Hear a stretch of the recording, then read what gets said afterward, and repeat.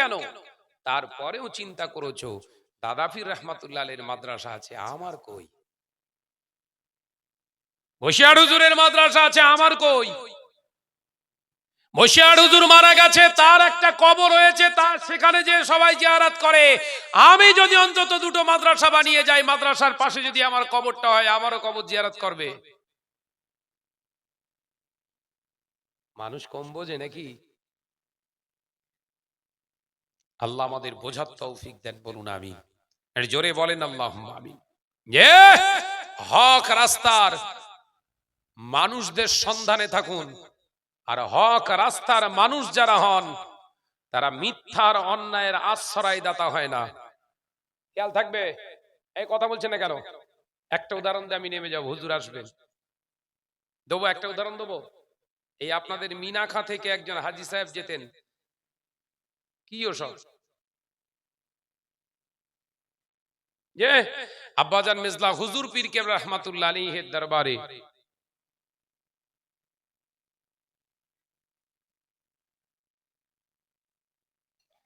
আব্বাজান মিজলা হুজুর পীর কেবলা রহমাতুল্লাহ আলাইহির দরবারে আপনাদের এই মিনাখা থেকে একজন হাজী সাহেব যেতেন। আমার দেখা, গল্প করা কথা নয়, আমার নিজে চোখে দেখা। হুজুর কেবলার কাছে যেতেন।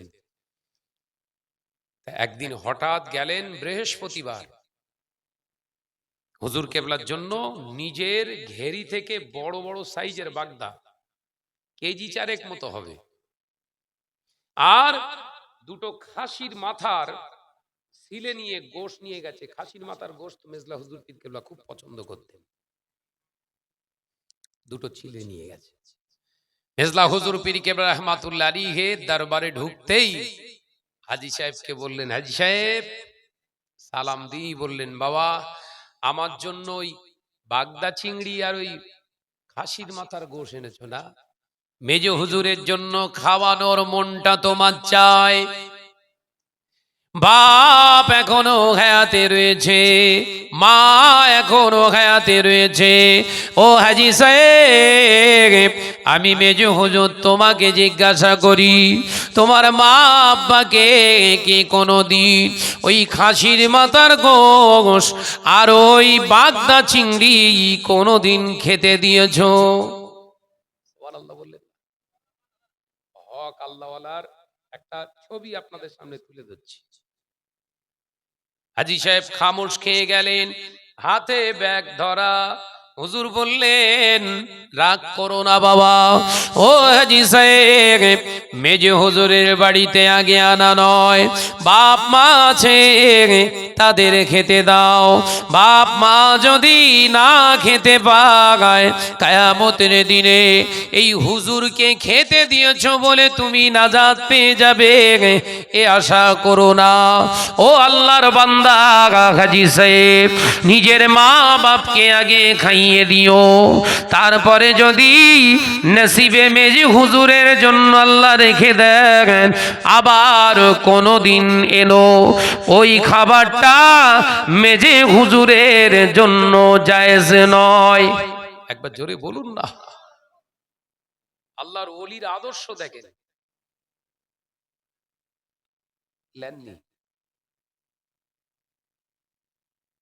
নেননি, ফিরিয়ে দিলেন। ঠিক 9 দিনের মাথায়, ওখান থেকে 9 দিনের পরে আবার ওই হাজী সাহেব আসলেন। সেম ওই রকম চিংড়ি মাছ আর খাসির দুটি মাথা ছিলে গোশত এনেছে। হুজুর কেবলার দরবারে ঢোকার আগে হাজী সাহেব জামশেদ সাহেব, হাজী জামশেদ সাহেবকে বললেন, ও হাজী সাহেব, হাজী জামশেদ সাহেব, এক গ্লাস শরবত গুলে রাখো। হাজী সাহেব আসে, হাজী সাহেবের জন্য এক গ্লাস শরবত রেখে দাও। বড় কষ্ট করে আসে, তার এই গা থেকে ঘাম ঝরেছে, তাই এক গ্লাস শরবত তাকে খাওয়াবে। মেজে হুজুরের দরবারে আসছে, তার জন্য এটা রেখে দাও। একবার জোরে বলুন না।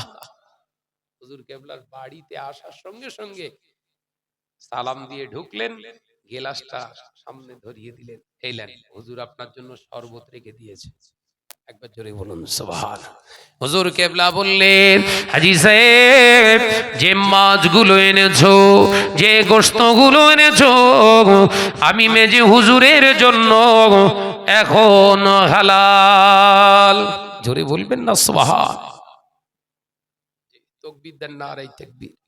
জোরে বলেন না, নারে তাকবীর। হয়ে যাবে, কারণটা কি?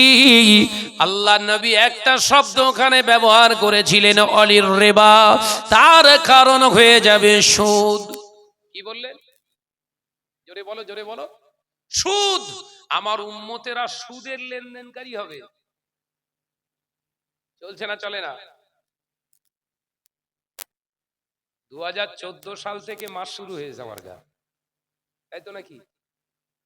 মুসলমানের ওয়াকফ বোর্ডের উপরে হস্তক্ষেপ, মুসলমানের মসজিদ, মুসলমানের মাদ্রাসা, মুসলমানের প্রপার্টি ধ্বংস করার ফুল ফর্মে স্টার্ট হয়েছে কত সাল থেকে? 2014 সাল থেকে। কেন কেন কেন? 14 আর 6 20। আচ্ছা, টোটাল এই 10 বছরের ভিতরে মুসলমানদের ভিতরে সুদের প্রবণতা কতটা বেড়েছে মেপেছেন কোনোদিন? মেপেছেন? এক সময় পীর আল্লামা শাহ সুফি সাইফুদ্দিন সিদ্দিকী হুজুর কেবলাকে আমি জিজ্ঞাসা করেছিলাম রাহমাতুল্লাহ আলাইকে, আমি তখন বোধহয় ফাজেলে পড়েছি, হ্যাঁ তখন ফাজেল পড়ছি, ফাজেল ফার্স্ট ইয়ার। হুজুর কেবলা কাছে বসে আমি বললাম, হুজুর আমার ইচ্ছা আমি একটা মাদ্রাসা বানাবো, মাওলানা হয়ে, মাওলানা পাশ করে একটা মাদ্রাসা করব। হুজুর বললেন, মুয়াজ্জিন সাহেব এখনো যাবেন ফুরফুরা শরীফে বড় দরবারে? আমার নাম শাহনাজ বলে কেউ খুব একটা ডাকে না, সব মুয়াজ্জিন বলে। তার মানে দাদা পীর রহমাতুল্লাহ আলাইহির দরবারে যে ওই মসজিদে মাদানিয়া মাটির মসজিদের মুয়াজ্জিন ছিলাম, বাংলা আসামের হাজী মুফতি আজম আব্বাজান মিজলা হুজুর পীর কেবলা রহমাতুল্লাহ যখন হায়াতে ছিলেন তখনকার মুয়াজ্জিন আমি। আল্লাহ যতটুকু করিয়েছিলেন করেছি, স্টুডেন্ট লাইফ। তো হুজুর কেবলা আমার দিকে ফিরে মুচকে হেসে বললেন, মুয়াজ্জিন সাহেব তুমি মাদ্রাসা করবে? মাদ্রাসা যা বাংলার জমিন আল্লাহ করে নিয়েছেন, এগুলোর দিকে একটু ভালো দৃষ্টি দিয়ে তাকিয়ে খেদমতটা করো, নতুন আর মাদ্রাসার দরকার হবে না। একবার জোরে বলুন না সুবহানাল্লাহ। কম বুঝতেন মানুষটা? এই কথা বলছেন না কেন?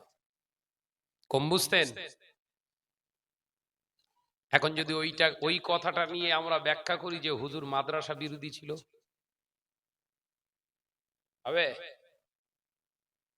কথা বলছেন না কেন? এই কথাটা যদি আজকে বিশ্লেষণ করি, আমি আপনাদেরকে বোঝাই না সাইফুদ্দিন সিদ্দিকী হুজুর রহমাতুল্লাহ আলাইহি আল্লাহর ওলি কি করে হয় মাদ্রাসা বিরোধী লোক? আমি জিজ্ঞাসা করেছি হুজুরকে, বলছে মাদ্রাসা করা লাগবে না, যা আছে ওই চালাও। ব্যাখ্যাটা ঠিক হলো না ভুল? জোরে বলেন না। ব্যাখ্যাটা সম্পূর্ণ ভুল। কারণ আল্লাহর ওয়ালাদের চোখে অন্য কিছু তারা আল্লাহ পাক দেখিয়ে দেন। তিনি দেখতে পেয়েছিলেন মাদ্রাসার প্রচার প্রসার যত না শিক্ষার আদর্শ বাড়বে, মানুষের ভিতরে ওয়াহিয়াতি খারাপ কাজগুলো প্রতিষ্ঠিত হতে থাকবে। এই প্রতিষ্ঠান চালানোর জন্য মানুষ আর হালাল হারাম বাঁচবে না, যা আছে সব ঢোকা দে, চালা চালা চালা দে।